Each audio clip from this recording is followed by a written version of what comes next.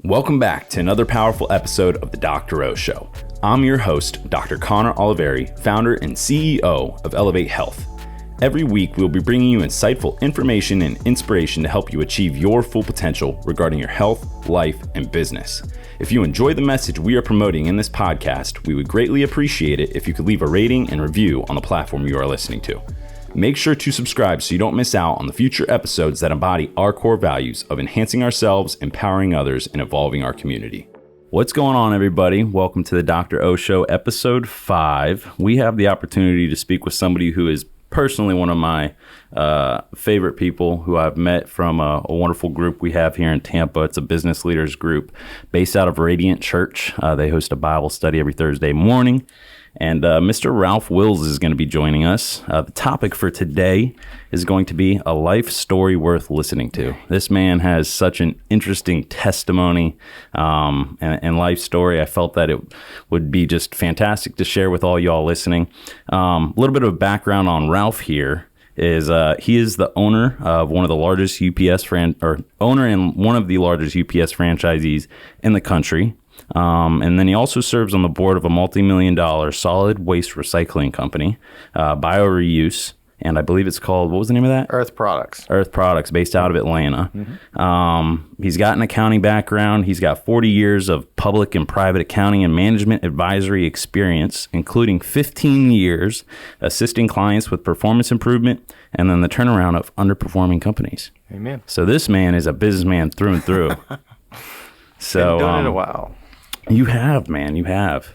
I think, what was it, probably 2.5 years ago that we met? Yeah, I think it's been longer than that. I think it's more like 3 or 4 years ago. And that business leaders group started out with how many guys? What would we say? We started about 6 or 8 guys, and it's just been blessed and grown to a much larger size now. We've split it off about 5 times, and we've got it in all the locations almost. All locations. We now have a women's business, two women's business leaders groups, as well as about 5 men's business leaders groups. And our group here in South Tampa runs about 45, 50 men every week. Yeah, you've got the best accent, man. You got that Southern Georgia accent. Yeah. Cool. So, first, why don't we go ahead and tell the people, give us a little bit of a background on your upbringing and your childhood. Upbringing and childhood. So I was raised in a little town called Douglas, Georgia, just northeast of Valdosta, Georgia. And my father was a physician in the area, and my mom was a stay-at-home / office manager. So I grew up, typical southern rural Georgia. God blessed us, and and didn't have any really concerns. And my parents were started out as just good Christians. My dad was Baptist, my mom was Methodist, so they chose the Presbyterian Church as a place to go. And so I grew up chosen frozen Presbyterian. And when I was roughly 16 or maybe 17 years old, I had my first real encounter with God, and where I met Him in a very real way, and it changed my life. And so at that point in time, the trajectory of my life changed. All of a sudden I decided I wanted to go to Christian college and pursue, the important things in my life, which I still wanted to be in business. And I wanted to go to business school, but I wanted to go somewhere that had a Christian influence. Yeah. So for those of you listening, because we have a lot of viewers, some Christians, some not Christians, Ralph is absolutely a man of God. And we try to keep things, not too controversial on here. We like to talk, all things health, all things wellness. Amen. But like I said, this story was so compelling. So stay tuned. Y'all who may not be believers, keep listening. This is super interesting. And for those of you who are believers, you're just going to be astonished and astounded by what he has to say. So you grew up, you went to high school, and then you went off to college. What college did you say you go to? I went to a junior college for my first 2 years, and then I transferred to a Christian college in Oklahoma. Yep. I spent about a year there, and then I came back and finished in Georgia at Georgia Southern University. Georgia Southern. That's a great school. What, are they Division I now? They're still Division I, Division right? I. Okay. Yeah. There was another one that was in the Peach Belt Conference who we played against when I was at the University of South Carolina in Aiken playing baseball. And it wasn't Georgia Southern. It might have been like Georgia Southeastern or something along those lines. But very nice. So let's talk about your story. The first time that I heard you tell it, you were speaking to the men's business leaders group, and you use the expression a lot that God put you on your face. Amen. And he taught you a lesson that you needed to learn. For whatever reason you felt he needed it, or he put you on your face for whatever reason he felt you needed it, right? And so you went through some trials and tribulations. Yep. Let's just start out.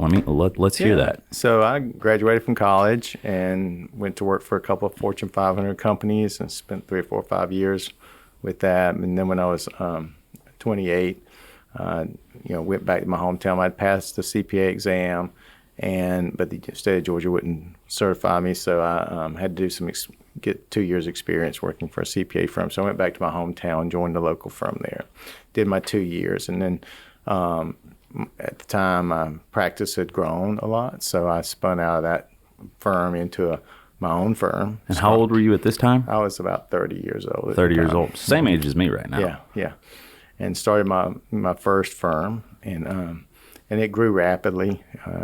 It was blessed. And as most professionals, I like to keep my staff lean, and so I would see clients all day and work all night, and and that became a lifestyle for me for many years, at the expense of my family. Fortunately, my wife was a stay-at-home mom, and she took care of the kids, raised the kids, and allowed me to kind of work. But and I was what I would consider a good Christian. I would go to church on Sunday, take my family to church on Sunday, and go out to eat and go back to the office. That was my Sunday. And so what I realized, now 20 years later, looking back, that I was walking. I was what Revelations 3:16 calls just a Christian that was neither hot nor cold. I was just there. What I mean? Yep. And this is, you're talking about kind of like that period where you're like early 30s. And now, when did you meet your wife?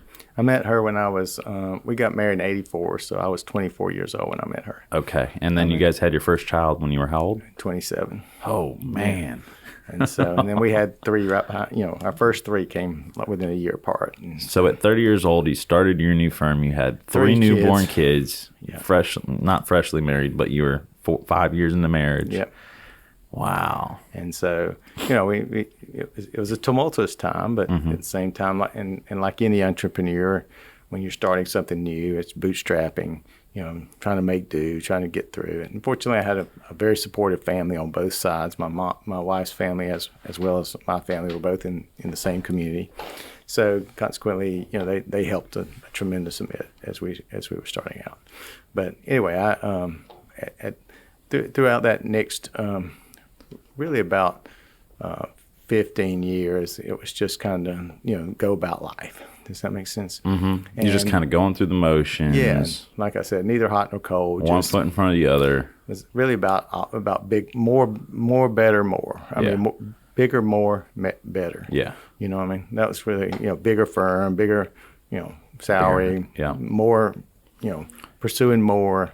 And so many young entrepreneurs get into that where all they can focus on is their business or growing the business, and I feel like that's where I'm at right now. That they risk, alienating their families. They end up oftentimes in marital stress and family stress because they're putting their priorities in their business as opposed to balancing their priorities amongst the various aspects of life. Mm-hmm. And the key to success is, leading a balanced life. Mm-hmm. So at that point in time, I had gotten some things I probably shouldn't have been into. And out of the clear blue, the IRS decided to audit me for 8 years and then leveled some accusations against me that were largely unfounded and largely not true. Mm-hmm. But it resulted in about a 3-year process of working through legal accusations, and a case against me that resulted in me having to make the hardest decision of my life, and that was that I'd been charged with a crime that I didn't believe I had committed, but I understood that it was something that was going to be difficult to defend. Now, when you were going through that process of just those day-to-day operations, operating a business from your standpoint as a young entrepreneur, you bootstrapped it. And I think a lot of times with bootstrapping processes, you're having to fine tune and you come across things in the future that you didn't realize you weren't doing right. You didn't have this sort of license. You didn't have this sort of, thing that you needed to do. You weren't coding these things right within, certain weren't positions. Dotting your I's, you're not crossing your T's, you're cutting corners. Yeah. And at the time we were one of the fastest, if not the fastest growing firm in the state of Georgia. Yeah. And so, at this point it was just, a matter of time. Do what we could do. Yeah. And so, we left some things undone that should have been done. And then, what can happen is if you're not living your life, I call it the umbrella protection. If you're not living your life correctly, then you kind of create holes or puncture holes in your umbrella that the enemy can get in and attack you on. And that's what happened is, a person, an enemy, if you will, a person came at me and leveled a bunch of accusations. And then one thing led to another until it was... Yep, so that was that 3-year trial period of having to go through all these sorts of things, miscellaneous issues, ultimately ended up resulting in some sort of penalty, right? And I don't know if you want to share that or not, but... It's, basically what it ended up is I had to make a decision whether I was going to fight something I believed that I was not guilty of or whether I was going to just bow the knee and say, okay, I accept that. And I did make the decision after counseling with my wife, my parents, and all that family that I wasn't willing to risk a long-term, like 5 or 6 year prison time. And so therefore I agreed to plead guilty to the only thing that I felt like that they was warranted, which was just a mistake on my personal tax return. And so consequently I agreed to admit that I had signed my personal tax return that had a mistake, or, had a falsity. Yeah. And by doing that, it didn't affect any of my clients, but it affected only me. And that was the only thing after 8 years that it came down to was that I couldn't adequately defend that because of my history, my experience, my reputation. Anybody who knew me very well would say he should have known that was not right. Yeah. So you go through this process, right? And then that ends up happening. And I think, you pretty much say from conversations that we've had that you lost everything. We did. Right? And you were pretty much like nothing. Absolutely. It was, like I said, difficult 3 years, lots of attorneys. And so at the end of the day, we basically, it took us selling everything we had, literally everything we had, to pay the attorneys and deal with the issues. And then, I was out of work for 6 months, actually longer than that, a year. I was out of work for a year, in dealing with everything I was going through. And so all of a sudden, we found where we had a very good, a very nice lifestyle prior to that. At the end of it, my reputation was tattered, and our finances was destroyed. We had no means of, in fact, our home was in the process of being foreclosed on, and God just worked a miracle to allow that to be sold and closed within a few days, and allowed us to pay off the debt and walk away from that with just a little bit of money, enough to make a down payment on a very small home that we could live in. To restart our life. Yeah. So everything leading up to this point is really the fall. That's right. And for those of you listening, if any of you have ever been through a fall, you know that on the back end of that there is an upside, right? And I think that's the great thing. And there's so many trials and tribulations that we all face, whether it's a situation like Ralph's where it's pertaining to a business and finances, or whether it's pertaining to a relationship or a marriage or whatever that may be. There's bound to be struggles, right?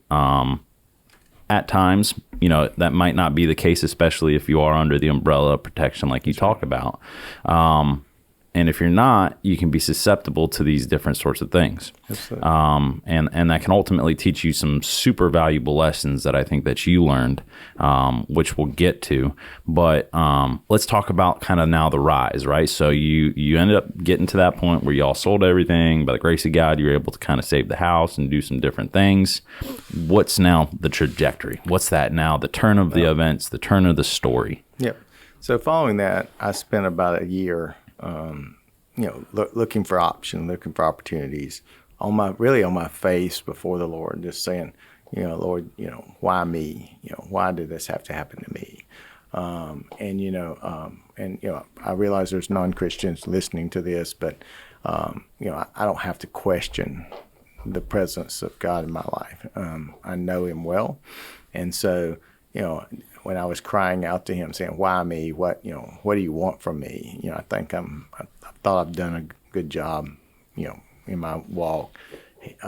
He dropped a scripture verse in my head called Deuteronomy 10:12, which starts out.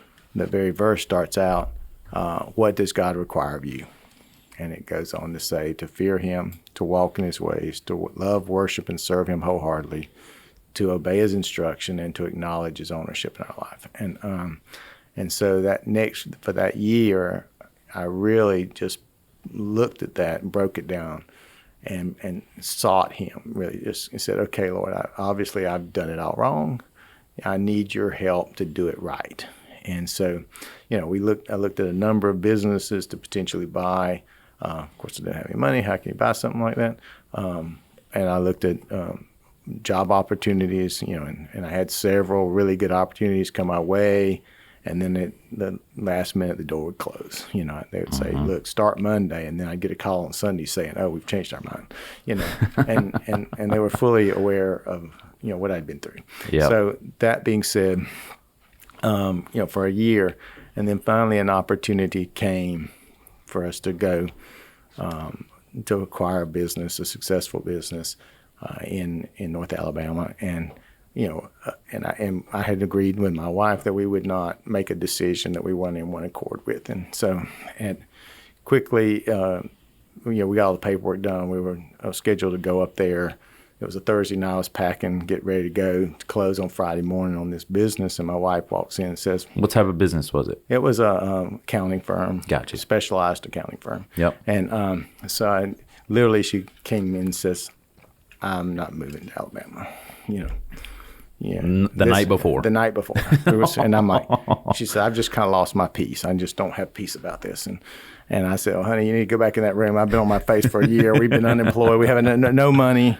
You need to go find your peace." Yeah. And she's like, "No." And so that was the hardest call I'd made in a long time. I would call that lady and say, "I'm not coming and I'm not closing on your business." Oh, and I'm sure there was so much due diligence that was done prior to that. Legal, we had done all the due diligence. So back on my face, I went again and just said, "Okay, Lord, I'm not going to do something. I've already committed to her that I won't do it if she's not in one accord." Yep. So about a month later, I got a call from a gentleman who says, "I know where this little opportunity is in Tampa. Would you be interested?" And I'm like, "What is it?" And he said, "It's a specialized accounting firm. They do back office accounting for small and mid-sized companies, and the owner is taking a job with a large hospital, and she wants to divest herself of the firm. She's willing to finance it 100% for you if you're interested." Man.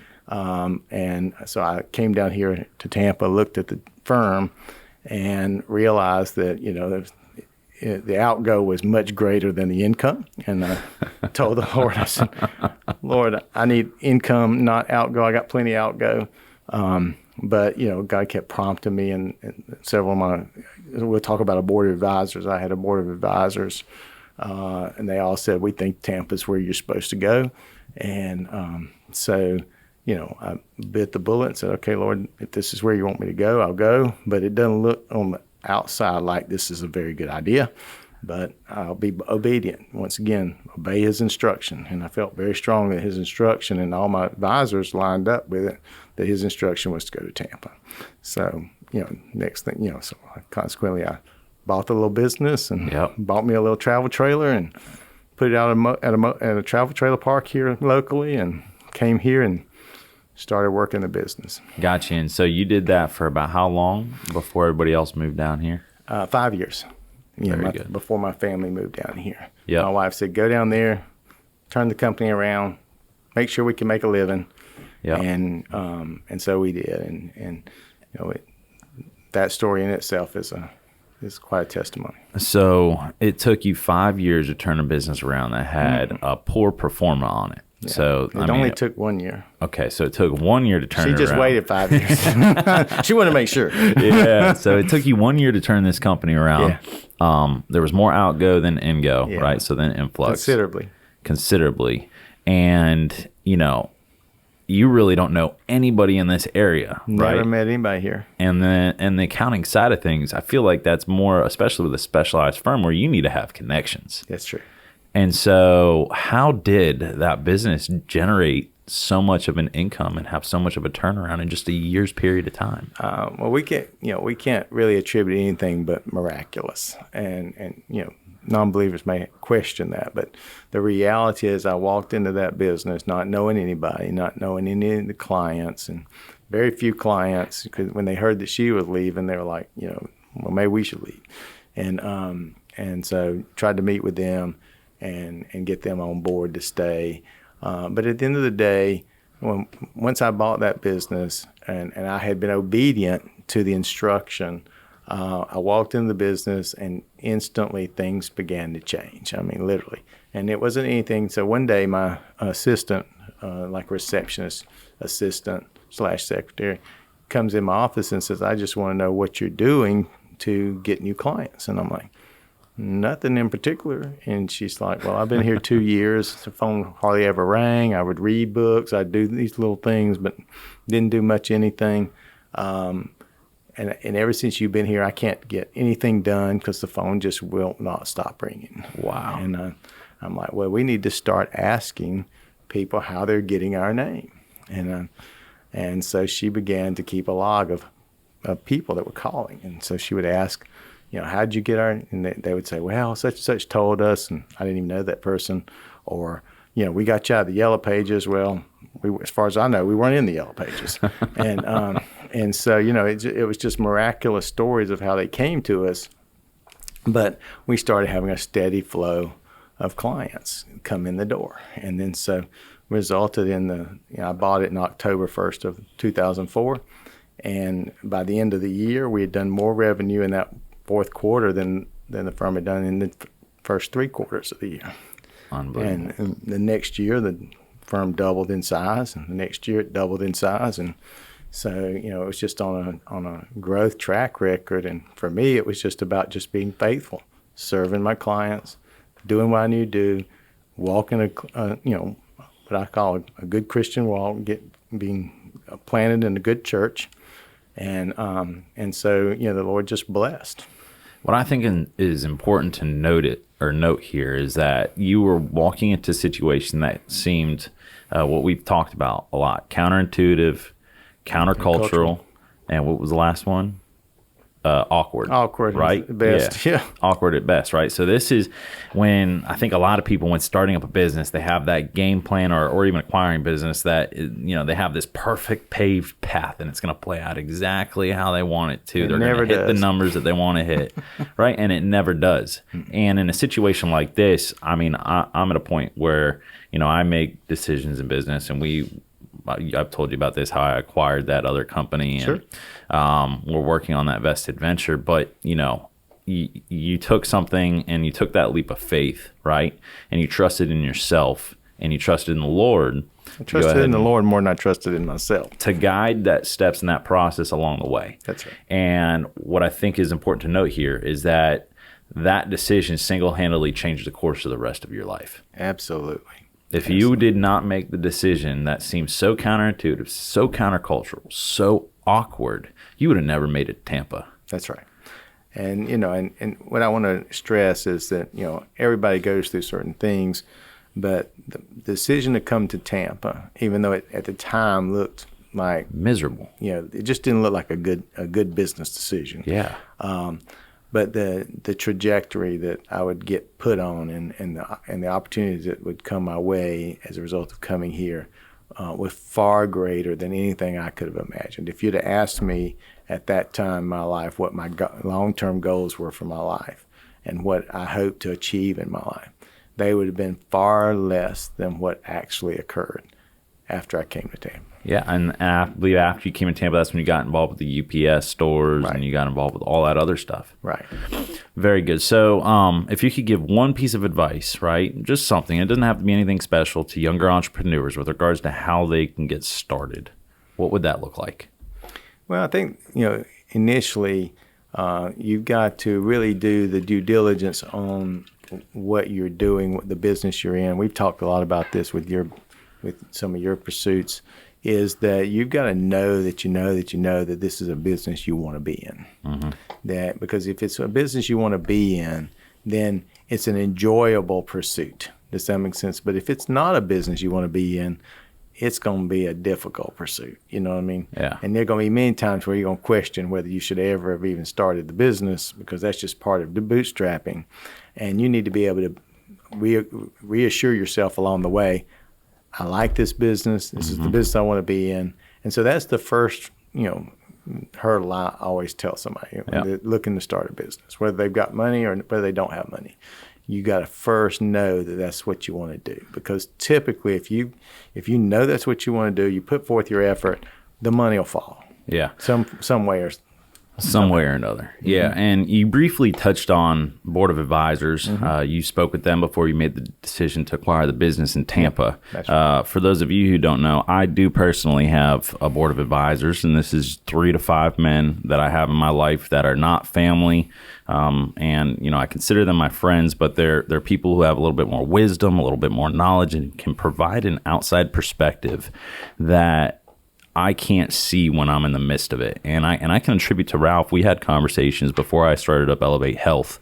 We were originally Oliveri Chiropractic. And, I was debating on if I wanted to make that transition to a larger facility that was a little bit more different. And he said the same thing back then that he did just now.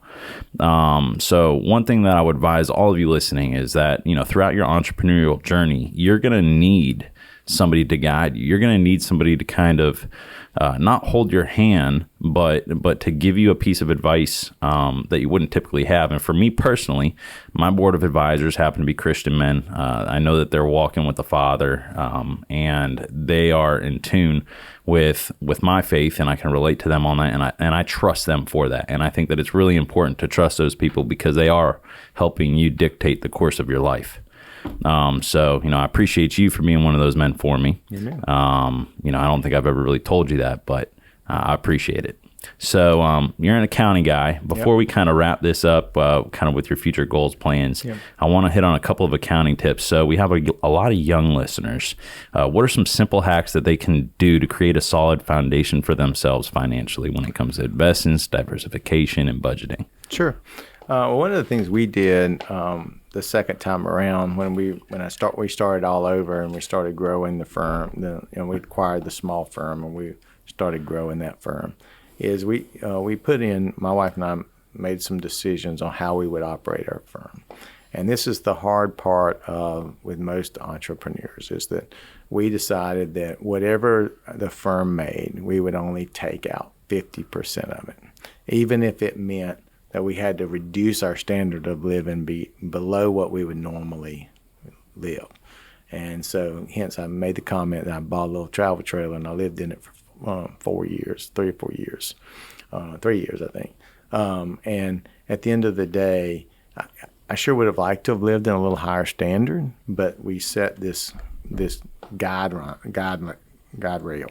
Mm-hmm. And so as we were growing, the business had a chance to build some financial security, and the debt we had to incur, we were able to pay it off in a very short period of time, and then we got financially secure. And so within the 3 to 5 years that we were making the decision for my wife and my family to move to Tampa, we knew we could buy a house. We knew we could do the things we wanted to do because we had set a good foundation and guardrails in our business that allow us to do that. Whereas if you're bootstrapping and you're taking everything you can make out of your business, then unfortunately your business never gets ahead. Mm-hmm. So you were basically only withdrawing, or you could call it like you were cutting yourself distributions for 50% of whatever the fund, the profitability was. That's right. And you left the rest in the company. That's right. And then you would use those funds for marketing, advertising, debt service, pay taxes, whatever outside of, we were living on 50%, but whatever else came along with that came out of the other 50%, whether it was paying taxes, whether it was servicing the debt, new equipment, whatever had to come out of that 50%. I love that. So then I take it now then your kind of percentages that you live by in your life are 50%, right? Absolutely. We still live by that standard. Even though our companies are a lot more successful today, multiple companies, but we still live by that standard. We hold 50% back. It gives us capital to invest. It gives us, freedom. And, should we have a downturn or whatever the case may be, we've got reserves. And so we continue to live by that standard.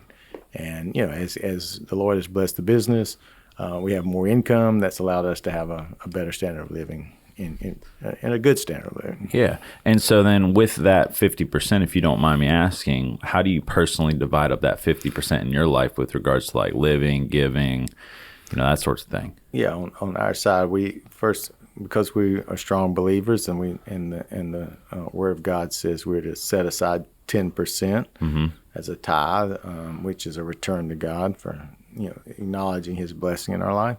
The first 10% of everything we make across the board, including what we save in our business, goes out to charitable, to our church, charitable foundations that you guys charitable, believe in. Primarily church related, with some missionary related, but mostly church related things, projects, whatever. Yeah. And then 10% of everything Cindy and I bring home, which is actually more like 20% now, goes into a savings, retirement savings, and then we live on 70%, of whatever. Very good. 70% of the 50%. Very good. Very good. So what are some future goals and plans that you have? I'm a firm believer in goals, and I always have them in mind. For me, it's kind of what keeps my course straight headed. And like you said, keeps the guardrails on for me, keeps my blinders on, stay focused. So if I could ask you, what is your biggest 5-year goal? Biggest 5-year goal for me, of course, I'm at a place in my life now where I'm looking at the impact my life has, my legacy. I'm 63 years old, still got plenty of life left, but it's not building a business, not bigger, better, more anymore. It's how can I live a balanced life? So for me, I've chosen to look at it in 3 components. Like 1/3 of my time I want to devote to my business, and 1/3 of my time I want to devote to my family. And the other 1/3 of my time I want to devote to serving the church and serving the Christian kingdom. So so I've divvied up my week, and I give certain days to doing certain things, such as typical Wednesdays. It's just set aside to do work for the church and work work with some Christian ministries.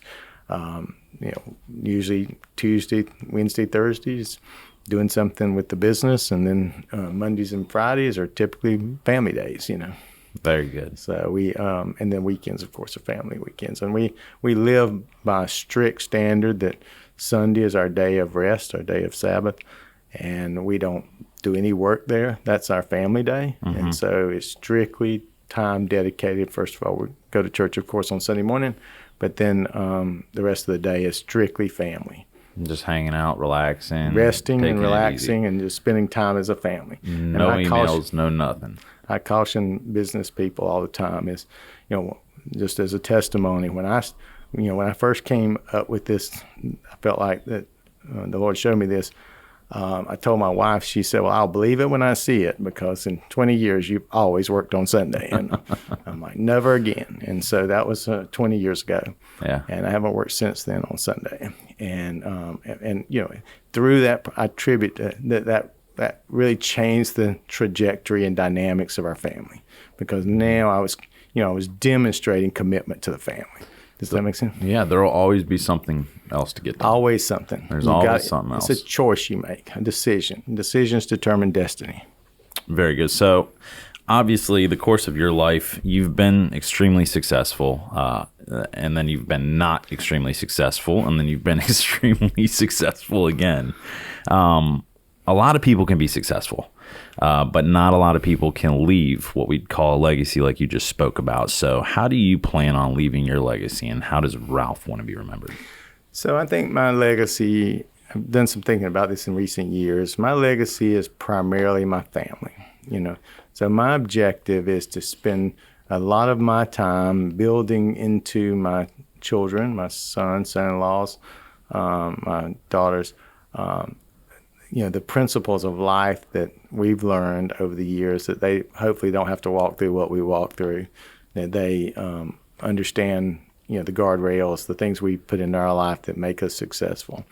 And so is to just reinvest in them. And so my primary legacy, I want it to be with a godly heritage, a family that continues to live the way we live. And then secondly, as you mentioned earlier, I'm very active in developing business leaders and the business leader community in South Tampa and in associated with Radiant Church. I want to see the business leaders of this area grow and prosper and understand those same principles we've used in our business, and adapt and show them that, and I have been doing this for about 4 or 5 years, and we're already seeing a lot of fruit from that. We're already seeing these men be blessed and have successful businesses, and I'm talking with them literally weekly, like yourself, where we just I guess coaching, for lack of a better word. It's not official or anything like that. It's just giving counsel. For me, it's all about advising and counseling these business leaders to make an impact in their life and in their business, but to do it in a way that's pleasing to God. It's fantastic. I can tell you firsthand that it has dramatically impacted myself and my business and the way that I'm going about things. And I still don't know it all. You don't know it all. We're trying to figure it out along the way. But the guidance that I received, not only from you, but the other guys, it's fantastic. So, Ralph, thank you so much for coming on today, sharing part of your story, man. A story of extremely young success, followed by failure, followed by redemption. It's truly a beautiful story. It's a great testimony. Continue to share it. I think that you're going to change just a lot of people's perspectives and the impact that young men and women have in the Tampa Bay community with regards to their businesses. So I appreciate you for coming on today, brother. Amen. Glad to be here. Thank you for inviting me. See ya. Thank you for tuning into the podcast. If you liked this video, please click the like button and subscribe. This podcast is being produced with the hopes that it will impact the lives of many people throughout the world. For more information on Elevate Health, visit elevatehealthfacilities.com and schedule an appointment with a qualified healthcare professional for any of your desired needs.